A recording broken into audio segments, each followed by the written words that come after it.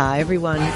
You are listening to Radio Cherry Bombe, and I'm your host, Kerry Diamond, coming to you from Newsstand Studios at Rockefeller Center in the heart of New York City, where it is freezing outside. Today's guest, though, is bringing the heat. It's Nyesha Arrington, one of the judges and stars of Fox's Next Level Chef.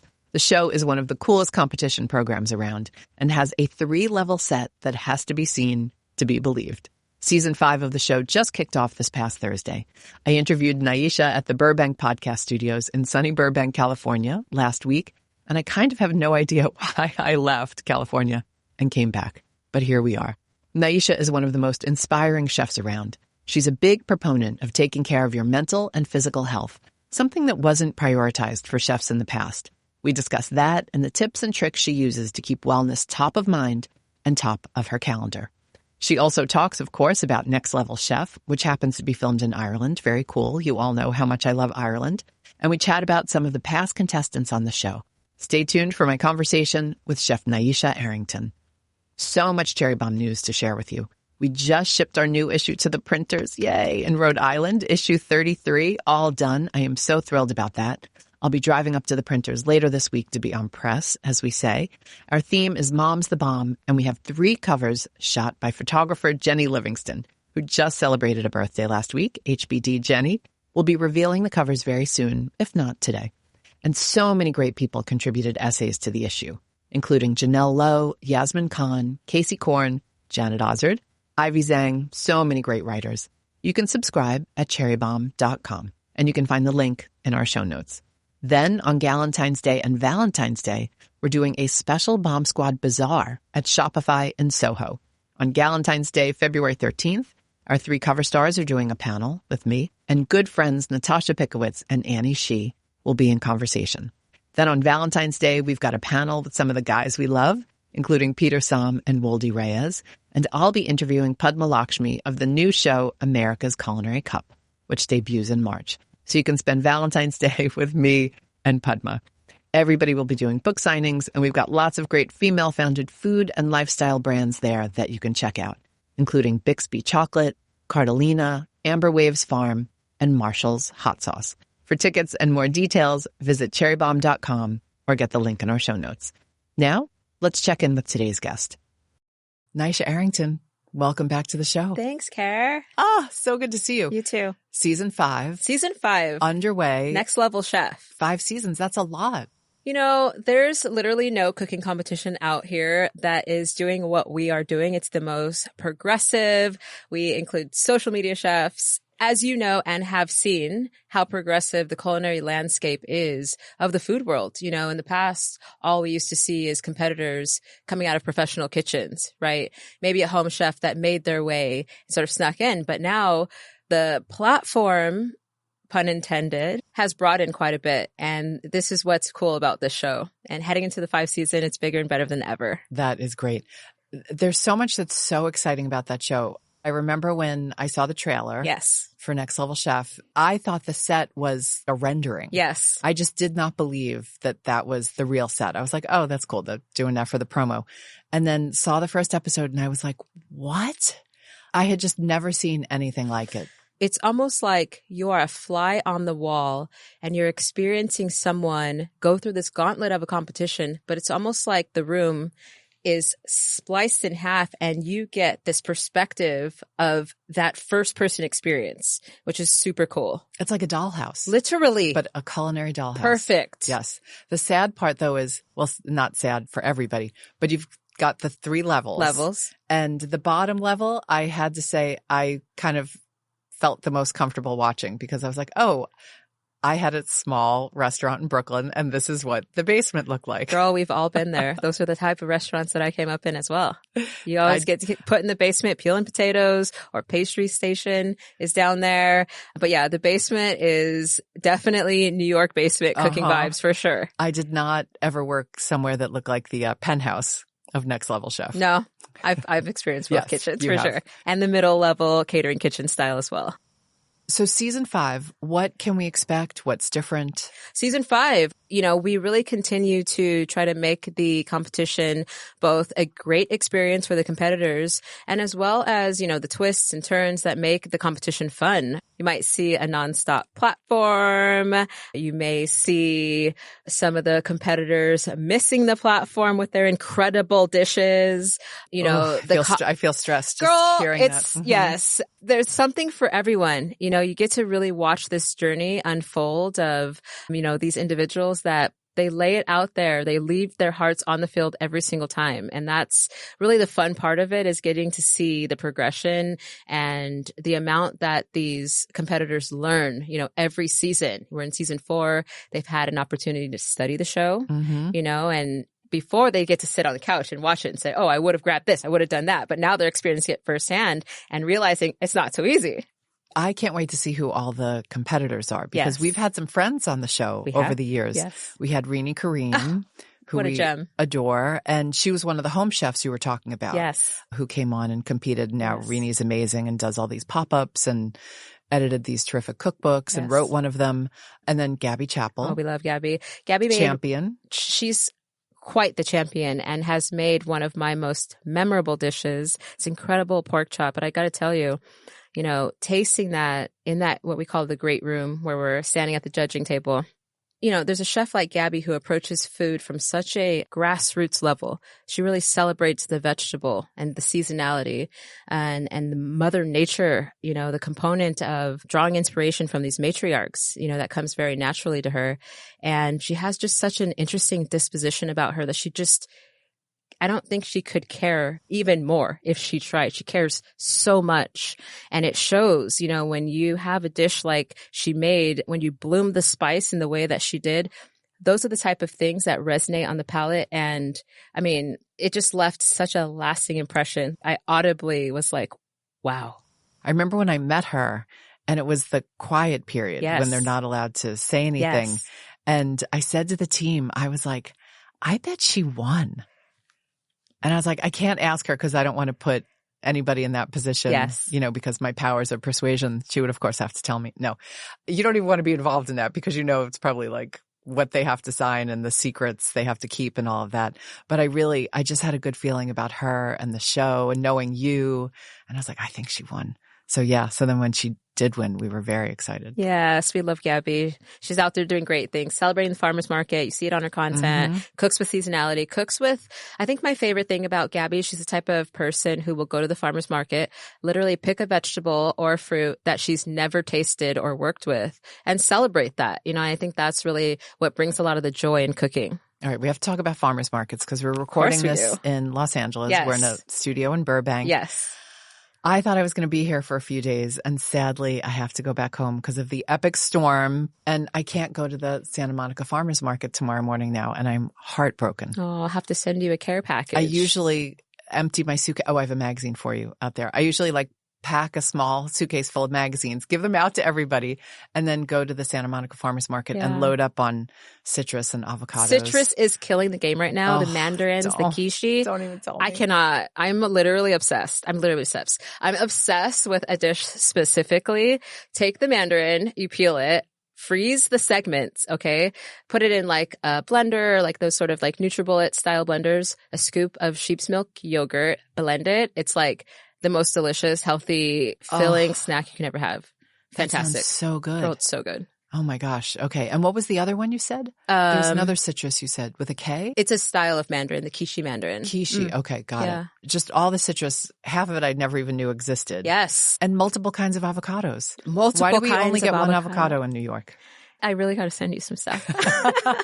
I will not say no to that. But no, I load up on the citrus, the avocados, nuts, dried fruits, dates. Yeah, girl. You're saying all the best things of the season. I just finished my last date run from when I was here. Yes. And I'm just the fantastic dates, right? I know. Yeah. So I'm a little sad, but I do need to get home and be safe and all that. But yeah, you all have the best farmers markets, the best salads. Yes. I mean, a salad in California, you just can't get anything like that in New York. Kerry, what was it, Monday, I think? I was literally jogging on the beach in 70-degree weather. And I was like, is it literally January? This is insane. Oh, we stopped at Bell's Yes. on the way back. Oh, so one of my favorites. We've been on this epic California trip. I was in San Francisco and went to Dominique Cren's 15th anniversary How is of she? Atelier Cren. Amazing. I mean, she's the same, dancing. Legendary, Yeah. Iconic. Yes. All the things. Yes. She walks into a room and owns it. Yes. But 15 years for Atelier Cren,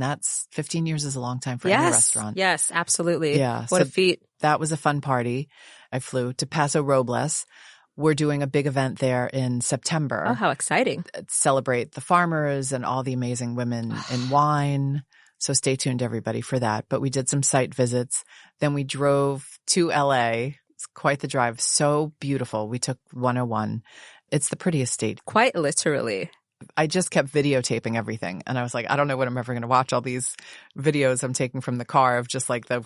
It's the best. It's the best. Third generation Angelino from Los Angeles, and very proud of the state of California, and very exciting things coming up, shooting some content with Visit California. And we'll travel through San Francisco. We'll head to Santa Monica, where I live, and Sacramento as well, shooting some stuff and celebrating and talking about just exactly the things you're talking about, as well as doing a 1-month-long pop-up in Napa Valley. So if you're around, would love to feed you. When is that? In April. Oh. Yes. Oh, maybe I have to come back. Yes. Can you share any details? It's going to be very exciting. There's a music venue as well, but that's all for now. Stay tuned. Okay. Yes. Love a little music food combo. Oh, we love that. Eat to the beat, right? Yes. And you have your place in the airport. Of course I do. Every time I walk through the airport, I'm always like, I love seeing your name. Do you know that we were awarded Best Restaurant of the Nation for airports? Bravo. And it's just such a really cool thing to approach this dining. I should say native. Correct. Yeah. Being a native Angelino. But to approach dining, you generally are going to get to the airport a little bit early. So why not have a really intentional, beautiful bite? Unless you're me. Yeah. I do feel bad. I haven't eaten there yet because I am the worst when it comes to travel. I've missed flights. I get there so late. Yeah. You're in the Delta. T3. Yeah. Yep. Near gate 31A. I will be there and I'll take a picture of myself and I will send it to you. Okay. I know you have nothing better to do than get texts from me eating your food. That's my favorite kind of text. In the airport. We'll be right back with today's guest. We just kicked off a new monthly series on Substack, and it's called So You Want to Open a Restaurant. The first essay is all about my experience owning restaurants, which was a little rocky, a little isolating. If you're an entrepreneur, you know how that goes, and a little heartbreaking. But it was also beautiful. Any of you who work in restaurants know how the industry gets in your blood and can work its magic on you. But if you're not careful, it can also kick you in the butt. In the months ahead, I'll be interviewing some of the most talented and successful folks in the restaurant world to learn how they did it. We'll talk best practices you should pick up, worst practices you should avoid, how to raise money, hire the right people, when to expand, and more. Visit cherrybombe.substack.com to read my essay and to subscribe. It's free to do both. Special thanks to Square for supporting our series. And thank you to everyone who DM'd me and left feedback. I appreciate it very much.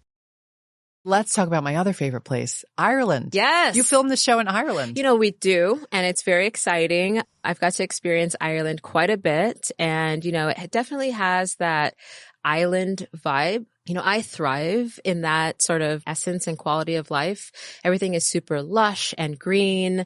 It's so green. It's so green. Even in December. It's so green. I spent some time on this incredible organic farm with a gentleman at Happy Pear, and they have this awesome restaurant that they fuel through what they grow. So actually they do these incredible community events where they jump into the ocean.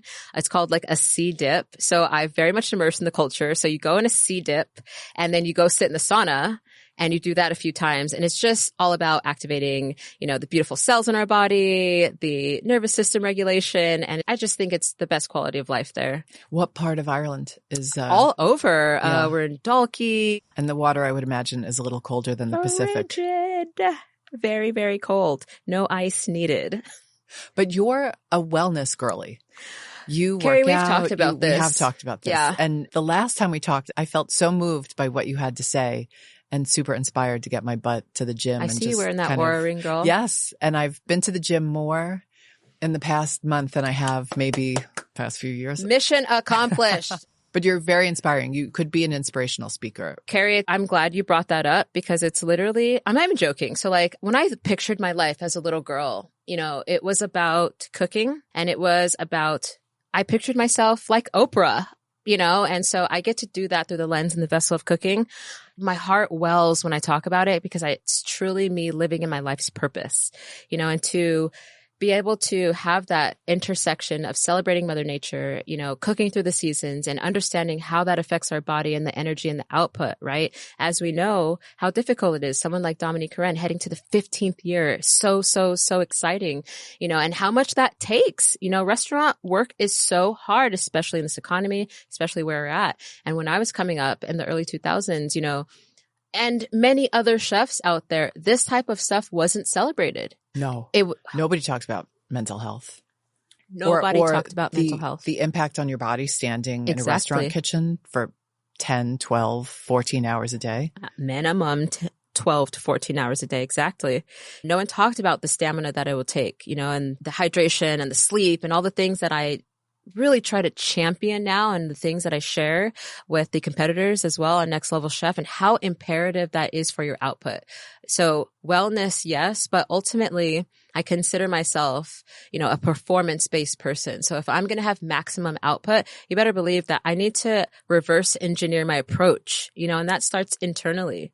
Wellness might be one of those cool words now, but I think it's just, you know, it's so important and it has changed my life. And I think I mentioned the last time we spoke, it was 2019 that I saw that shift, you know, and finding this incredible group of women who were CEOs and bosses and moms and, you know, entrepreneurs. And it was the first time in my entire career, Kerry, that I'd seen that type of leadership in women, you know, because I'd always worked for men. We love men, but I'd never been that close to like boss women, you know, and I'd always have to show up as a boss, but I didn't like have a comp in how to do that. You know, I was just like, do I assimilate? Like, what do I do here? It's all unlived experience, learning as you go. So now having that data and then finding that group of women, that was really the catalyst for me to say like, wow, what an opportunity to learn from this. And I've really taken it and it's taken these avenues. Now, fast forward 7 years later, I'm very excited to really partake in weightlifting, you know, Olympic lifting specifically. It's become my second passion outside of cooking, girl. I just can't even. I think it's so important to have a hobby outside of your passion because, you know, you can obsess over it in a way, you know? Absolutely. Yeah. How do you find time when you're working on something like Next Level Chef? The timetable is so condensed. How do you find time to take care of yourself and role model for the contestants that you take that time to, you know, just make sure you're doing okay and get the workouts in? It's challenging. And I love this question because I have said it and saying it from the mountaintops on how imperative it is to take care of yourself because I've experienced both sides of it. I approach my days very intentionally. You know, I think about them from the night before, the day before. How am I going to spend my next day? What does my calendar look like? And I reverse engineer it. If I have to be up or be on set at 6 a.m., you better believe I'm waking up at 4 o'clock and I'm going to go to the gym, you know, and it might not be lifting a barbell, but it might be something called a dead hang where you're hanging from a bar, right? And you hear Huberman, you hear, you know, Peter Tia and all these like wellness guys talk about it. Like you should be able to hang from a bar for 60 seconds. That's going to be a good metric. Or start at 10 seconds or 30 seconds or wherever it is. But for longevity, you should be able to have that capacity, you know? So I might do a dead hang there for 60 seconds. That's something that's going to have some expenditure in my body, right? Put me in my skin and do a couple push-ups, do body weight things, and I can go about my day, right? And then crush it on set, right? Which is all super intentional. I get to set. I make my protein smoothie because I know it's quick and I can sit in the chair and get my hair and makeup done, look at the calendar of the day. What is the challenge of the day? I read through, you know, I look at who's on my team. How did they show up the previous day? How do I need to show up for them and the individual, right? Knowing that this person is an audible person. When I speak to them a certain way, I get the best out of them. This person made a mistake and then they like exponentially did very well the next day, you know, and I learn all of those traits. And that's what fires me up the most about this mentorship role that I get to play on the show. So, you know, for me, I really want to make sure that I'm being the best chef that I can be for them. And that requires me taking care of myself. So it's intentionally monitoring my water intake because you can easily forget, did I drink water or did I just literally have 3 coffees? But then you have to like pee 10 times. Yeah. And those are calculated. How do you be like, stop the cameras? I need to run to the bathroom again. No, girl, that's very intentional. And like, I might have shapewear on or something. And so like, I have to like, be like, okay, if I chug water now, I can have a potty break and then I'll go and I put my outfit on and then I know I'm not going to be in the restroom for the next 3 hours, So it's all about awareness and setting myself up for success, which I have that now, right? I'm 43. In my 20s, girl, I was not thinking like this. All I wanted to do was like be on the line, be taken seriously, make sure I had the sharpest knife, make sure I learned every product identification, be fast, be quick, appease my chefs, do all the things. There was a toll in that as well. Of course, you gain, but there's also a toll, and I didn't prioritize my health and my well-being. Up late, not fueling my body with the proper foods and nutrition, but it's part of life, you kind of don't know what you know until you know, and so the 40s, girl, have been my favorite year and experience of life. And your elders tell you that when you're in your 20s, when you're 30s, but No, you never believe it. I'm in my 50s and I love it. It's the best. The best. I believe it's only going to get better. Everyone says that. You're definitely an example of that. Yeah. Just thriving. I absolutely agree. Walk me through some specifics though, because season 5 just started. Yes. And this is a good reminder. And I said this in the beginning, but Thursdays on Fox, next day on Hulu. Yes. The first episode, folks just got to see it. But it's early February. We talked a lot about resolutions and things like that on the show last month. Some people don't like resolutions. It's more reflection and goal setting, things like that. But whatever your thing is, how do you practically do what you're talking about? What tools do you use? What apps do you use? Are you a notebook person? Tell us how you do it specifically, the planning part. But then for folks who maybe have fallen off what they were hoping to do this year, how do they get back on track? Great questions. So it started with, okay, I'll take myself, right? I've had results, right? It took some time and workshopping to get to those results. My sister, I've sort of taken her on. We'll call her a client, but she's clearly my sister. Through my coaching, she's lost 60 pounds in the last year. So I wrote her a fitness program and I wrote her a nutrition program based off of what I learned in the last 6 years. And the apps that I use MyFitnessPal. And I use that for my nutrition. And I use that to understand what my maintenance calories are, what I need to eat in my body to maintain a steady mental health, a physical health, a certain aesthetic, whatever they may be for that person. It's called MyFitnessPal. MyFitnessPal. I'm a big fan of it. It tells you what your macro breakdown is, right? Because generally, people in the restaurant industry, we're not thinking about what is the caloric intake, but you pour in a tablespoon, 2 tablespoons of oil, you're like at 100 calories. It's insane. Let's talk about the aesthetic lens. That has helped me exponentially to really understand what I'm fueling my body with. So I tend to generally eat, if I'm not eating for pleasure with friends, whole foods, right? Seasonally, right? Because these are the foods that fuel our cells. I'm big calendar girly. I put everything in my calendar. I just love it. I color code it. It's my OCD art project and I love it. I look at the day and I plan intentionally, and I think that's really been a word that I use a lot in my practice is, 2026, what is my intention? How far ahead do you plan? We'll say a month, ideally. And just sort of backing in, it could be macro and then I get a little bit more granular. And at the most granular level, it's in my notes section. Then I go to notes and I'm like, okay, this needs to happen tomorrow. I have these, 4 bullet points in my cal and then what needs to happen, in the next few days. That has helped me so much. And I don't know, what my brain type is or whatever. I tend to be a right brain girl through art, but it's just exponentially helped me organize my thoughts. Whereas prior, they just felt like everything's happening at once. And so getting organized with that, similarly as I tell my chefs on the show, I'm like, first thing I say, when they grab their ingredients, chef, what should I make? I'm like, let's organize them in order of operation and how we're cooking it, right? And that approach in looking at it like a kitchen, you're always going to have slow burning things, right? That's the month out.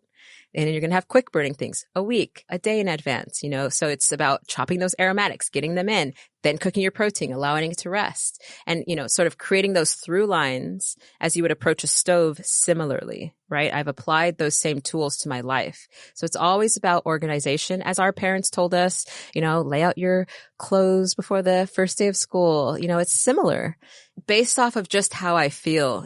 I have been so excited to share that information with people, in terms of fitness. I think it's really important for longevity just to have stamina, to be able to withstand those 12, 14-hour days. And then just being really intentional about my days off, which I'm really bad at. Like I used to not take any days off.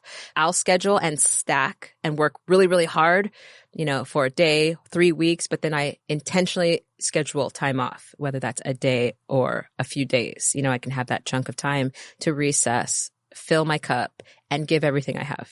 When you say stack, what do you mean? If I know I have some calls on the books, like I'm not the girl who wants to do like a call on Tuesday, a call on Wednesday, a call on Thursday. Give me all the calls on Tuesday. I'm doing it at 11, 12, 1, break for 10 minutes, have a smoothie, and like stack them. Got it. Yes. Got it. Right. Because you're in the zone. So Exactly. It's like, let me just stay in the zone and do all the calls. Yeah. It's one form of communication. Then I understand. I can go in and then organize accordingly from there. Then it just doesn't feel as chaotic. It was interesting when you said longevity. I don't know if you two are friends, but do you know Karen Akunowitz? Yes, I do. She's gotten into weightlifting recently. Yes. She has. She's doing weightlifting competitions. Our next issue is called Mom's the Bomb. Yes. And one of the reasons she took up weightlifting, a lot of the same things you talked about. She had a baby a little later in life. And she was like, I want to live as long as possible and be as strong as possible. And I don't want to have to explain to my daughter that I'm not going to be around because I didn't take care of myself. Yes. I lost my mom 2 years ago for that very reason. She, bless her entire existence, became sedentary. And I think that's important, to be able to have longevity in life, to experience this great experience that we have called life. It is fueling your body and remembering why we're here. It's for others. And so working on these things with my sister, it's been very exciting to see her output, and she's starting nursing school next month, and it's just so cool. And now people on social media stay in my DMs and like, tell me what's working, like tell me what to do. And they want to apply the knowledge as well. So it's been very exciting. Yeah. Well, I'm so sorry you lost your mom. I appreciate that, but she just lived such an incredibly robust life. And, we planted this incredible tree in her honor. So her legacy will live on. And the blessing, I have to say, through her mom, through my mom, and now me, and what I get to share with the world is the love for food. And some of my favorite memories are being around a dinner table with my family. And those are what I get to channel into my cuisine and what I put on a plate, mentorship style, that matriarch vibe. That just will live forever, Was your mom a great cook? Fantastic. And she used to make little candies and stuff, and like just incredible childhood memories of saltwater taffy, these incredible pecan turtle doves, and and she would put up with my stubborn ass who would like have the most input on how dinner should go when I was like 8 years old. Lo and behold, years later, it would make sense why I had such passionate opinions on when to butter the toast to keep the butter creamy and like, don't butter the toast. I literally asked for this one day. I know. And I was like, she makes my breakfast and things. And I was like, Mom, I think like if we allow the toast rest for 30 seconds and then put the butter on, it keeps it more creamy and doesn't melt directly into the toast. It's a completely different experience. And she was like, yeah, you're right. So it's those fun things that now that I look back, I'm like, we created some incredible memories through food. And she cooked very globally, which is exciting. I love you as a little kid coming up with that toast concept. One of my favorite questions to ask is always like, were there signs? So clearly in your case, there were signs. Kerry, let me count the ways. Started with culinary school. The first day I sat in culinary school, I was like, oh, I'm living my life's purpose. Great. I'm going to go down a rabbit hole for the next 25 years now.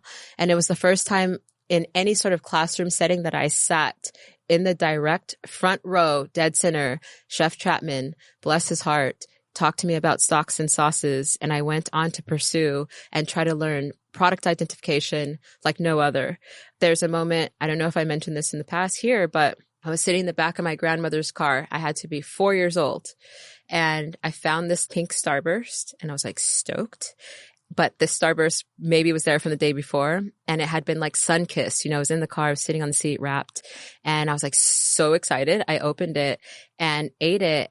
I remember how pleasurable the mouthfeel was and how different that experience was of a starburst that you would have just opened out of the packet versus it was like warmed by the sun. I was like, oh my God, it's more malleable. The flavor has bloomed. And recognizing that in that moment now, as a chef who's worked in Michelin restaurants and all around the world, those are those moments where I look back and I'm like, oh, when my grandmother pulled me into the kitchen every opportunity possible to have free labor, it was all grooming me for an illustrious culinary career. But just as a little kid to have that realization that there's a difference between the hard one that you take out of the packaging and the one that sat there in the back of the car in the sun. It's the earliest memory that I have where I was like, oh, flavor, texture, Do you think temperature. You were a super taster? Yes, I do. Because even you can test for that. I should, because the way that I'm telling you, Gabi bloomed those spices in the mouthfeel and the flavor that she was able at temperature control to extract that amount, it's a gift, and then to be able to pick up on that with 5 other flavors going on. Yeah, most likely. Like you said, there are 4 seasons, 5th season now. So the current contestants can go watch the past seasons and start to put together a plan. And they do. If you were a contestant, what would your plan be now that we know you're a planner? Yes. My plan What would you stack? Yeah, exactly. I would definitely bring a notepad. I would bring things, being that we do shoot outside of the US, you're in a different time zone, you're away from your family, you are experiencing a lot of these chefs, contestants like the home chefs, particularly social media chefs, particularly haven't had to work against the clock. So imagine that, right? If I was in it, and I'm sure they'll probably listen to this for notes, I would bring something that reminds me of home, a family photo, something that you need to ground, I think, because it is such a gauntlet. I'm here in this incredible podcast with you, one of my favorite places to be waxing poetic about the show. But when you're in the nitty gritty of it, there's days you feel like you want to give up. I have to talk these chefs down. They think they can't do it and I have to hype them up. I think it's important for them to be able to have that respite to go back home and say, and remember their why, because you can get lost in it. A family photo, something that reminds them of their favorite memory. But I think those little grounding pieces are very important. Definitely a journal. I would write about my day and my experience because it's probably not going to be the last time that I experience that scenario throughout the competition, right? Also, I bet the days go so fast. If you don't write it down, you might just kind of blank out on what happened those days. Yeah, we all need a data set. Oh, in episode 2, I did this, it didn't work. That flavor profile, I thought I was doing something, it was not something, And so they have to have that data to go back on. I think that's important. As well as I'd bring my favorite cookbooks because when you're exhausted, when you haven't eaten all day, nothing's coming to your mind. It's always a good reference point to be able to go in and find a bit of inspiration. And I'd bring in a book that inspires me on wellness to make sure that I'm taking care of myself. I think those would be my pillars. Folks are allowed to bring things. Yes, absolutely. Yeah. Yeah, absolutely. Tools for sure. We want everyone to win. Gordon, Richard, and myself, we really, honestly, no matter whose team these chefs are on, we're in search of the next level chef. Stop. You want your team to win. I mean, of course I do. Duh. I mean, if you're not playing to win, what are we doing here? But, it's such an interesting process because you look in the sea of human beings and you're like, okay, I see a diamond in the rough there. I saw this amazing technique or flavor profile that they were able to execute, right, in those tryouts. Or maybe they didn't do these 3 things right, but they did this one incredible thing and I think I can work with that.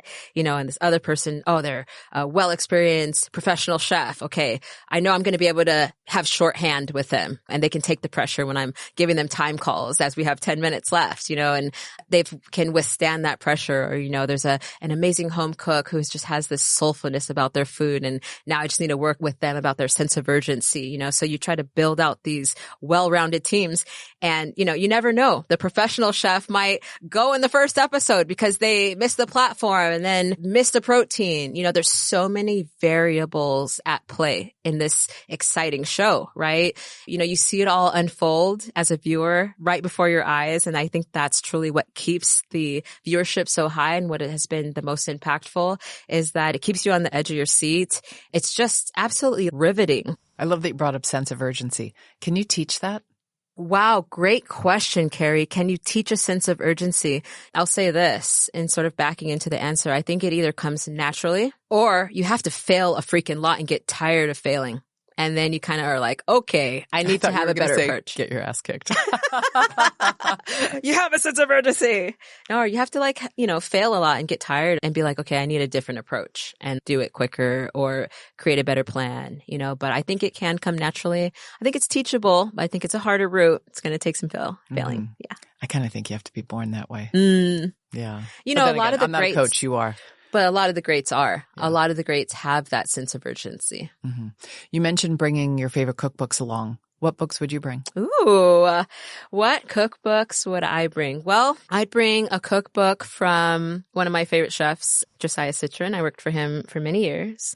I would bring his cookbook. I'd bring, this is because you probably don't even use cookbooks anymore. I really don't. Yeah, at a certain point. Yeah. You're a good enough chef that it's you kind of all write your in own. your head. Yeah, exactly. Exactly. For me, it's not even about cookbooks at this point. It's about what inspires me, and for me, that's taking a walk at the farmer's market.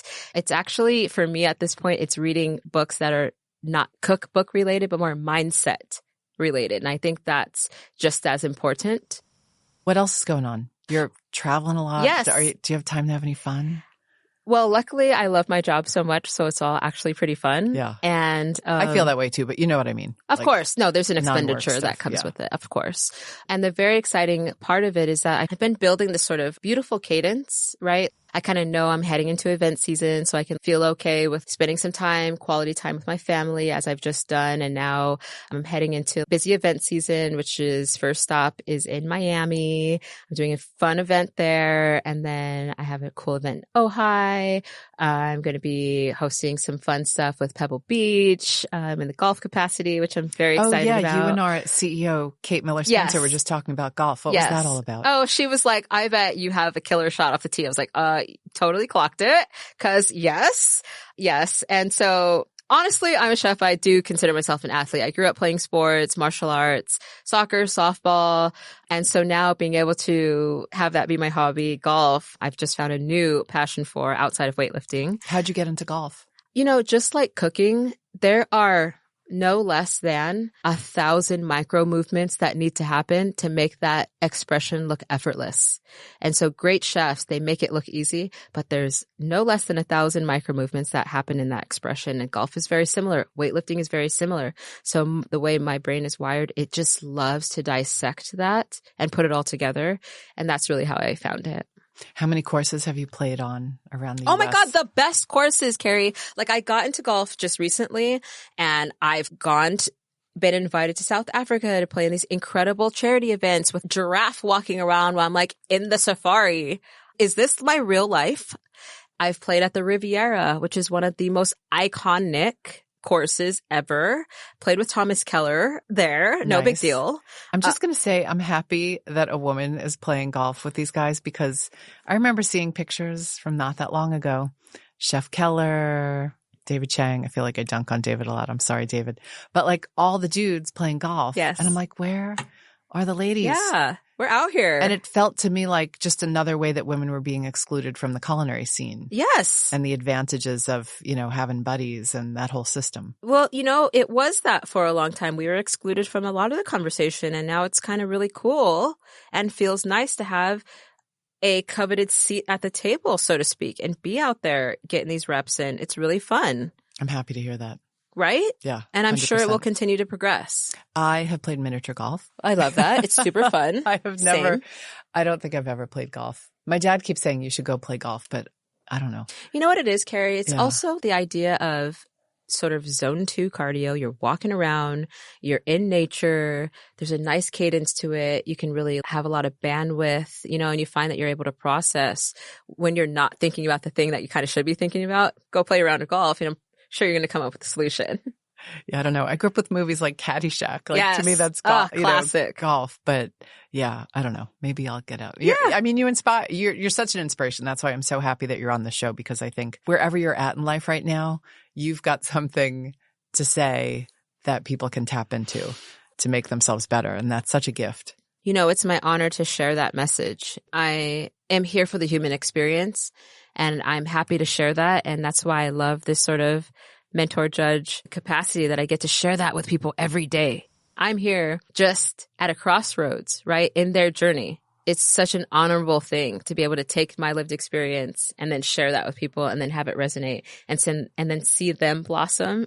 This is what life's about. Let's do a speed round and make it a real speed round. Let's do it. What beverage do you start your day with? What water. Sporty wellness beverage do you start your day warm with? water with lemon. Meyer lemon, because we're in the season. What's always in your fridge? What's always in my fridge? Eggs. Eggs. Yeah. Okay. Protein. What was your favorite food as a kid? My favorite food as a kid was top ramen. Cool. What's your favorite snack food today? My favorite snack food today, mostly because I travel, is beef jerky. Do you have a brand you like? Because I always look at them and I'm like, I'm worried they have too many additives and stuff. So this is so random, but there's a place called Ace Hardware. It's a hardware store. There's an Ace Hardware on my block. Oh, great. Well, here locally. I didn't know they sold beef jerky, though. Well, this gentleman, it's like a craft beef jerky. Like, you don't find it in the stores, but he has one little shelf in the corner. I was like, I'll try it. It's amazing. Do you remember the brand name? No. Okay, gotta look it up and tell us. I started buying firewood for my smoker. I was like, I'll try it. And I love it. I got 4 packs of it. Okay. Yeah. Chef secrets. You can buy your beef jerky at Ace Hardware. Who knew? What's your favorite kitchen tool? Ooh, wow. Okay. If I have to think about one thing that I have to have, it's a big chunky wood cutting board. I don't know if I would I just add a tool. Mm-hmm. I just love a big wood cutting board. There's nothing better. Just retired my plastic one and got a wood one. Love it. How do you keep it clean?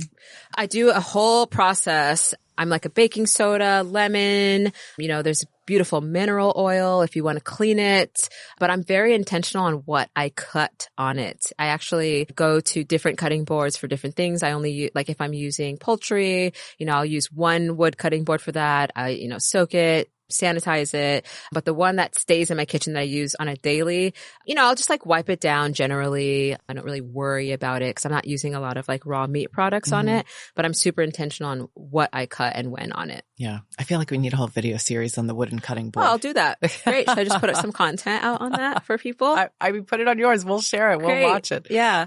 What are you streaming right now? I just finished His and Hers.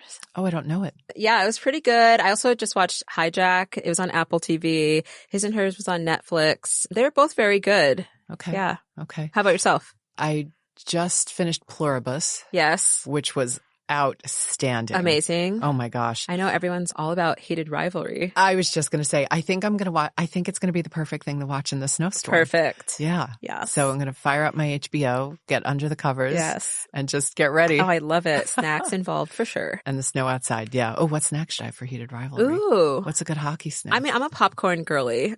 I love to make popcorn at home. Yeah. A dream travel destination? Ooh, okay. Fiji. I haven't been. Me neither. Great. So they have all those hotels over the water. It looks there. stunning. Yeah. Yes. Okay. Hope that happens for you. Same. It's out there If now. you're doing a culinary thing in Fiji, please call Nyesha. Yeah, hit us up. All right, last question.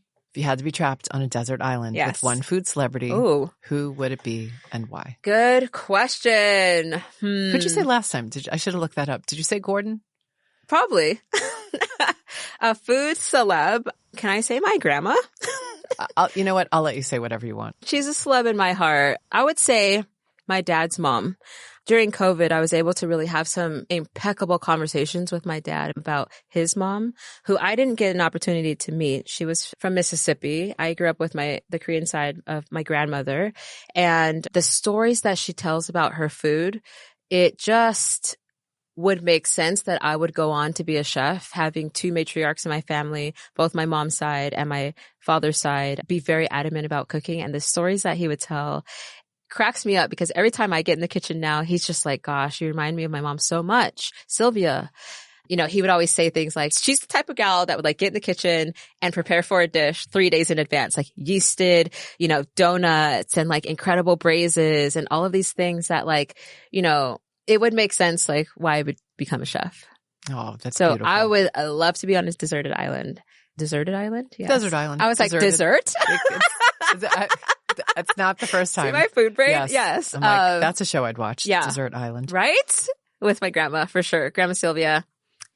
Aw, yes. Grandma Sylvia. I love that. Well, I love you too. Love you too. Thank you for being on the show. Congrats on the success. 5 seasons. Can you of believe Next Level it? Chef. We're so excited. Oh, amazing. Almost 100 episodes. Thank you. That's it for today's show. Thank you to Nyesha Arrington for joining me. New episodes of Next Level Chef drop every Thursday, and you can stream them on Fridays on Hulu. If you love all things Cherry Bombe, be sure to subscribe to our print magazine. And if you're in New York on February 13th and or 14th, come hang out with us at the Bomb Squad Bazaar at Shopify in Soho. All the links are in our show notes, or visit cherrybombe.com. Our theme song is by the band Tra La La. Joseph Hazen is the studio engineer for Newsstand Studios. Joe, I hope you had a great birthday last week. Thank you. Was there cake? Absolutely. Lasted 3 days. 3 days. Would have lasted 1 day in my house. Special thanks to Burbank Podcast Studios. Our producers are Catherine Baker and Jenna Sadu. Our executive assistant is Bridget Pittman. And our head of partnerships is Rachel Close. Thanks for listening, everybody. You're the bomb.